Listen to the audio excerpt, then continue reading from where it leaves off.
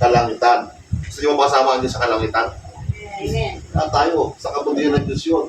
Na hindi niya tayo hinayaang hindi makakakilala, di ba?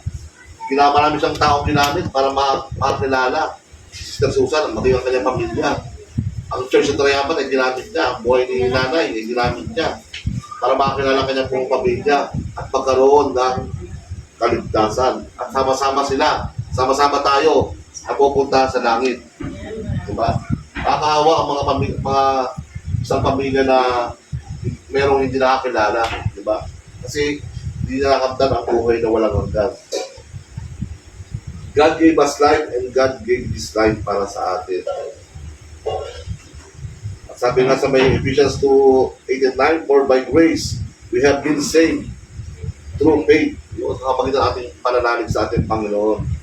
Tinigilala niya ang Diyos, dalawa, about sa atin ay patuloy tayong ma-appreciate at palagi may isip ang kabutihan ng Panginoon. Sa kanyang bawat birthday, dapat itong pasalamat sapagkat ito ay aming una, gift, tapos ang buhay ay may isi. At ang birthday ay magpapakita ng kabutihan ng ating Panginoon. Kaya maraming salamat sa salita ng Panginoon na siya nagbigay. Sa kabutihan niya tayo ay dito ngayon, nakatapos tayo ng kaligtasan at sa buhay na ibinigay kay Sister Susan. Kaya sa Diyos ang natapapuri. Salamat.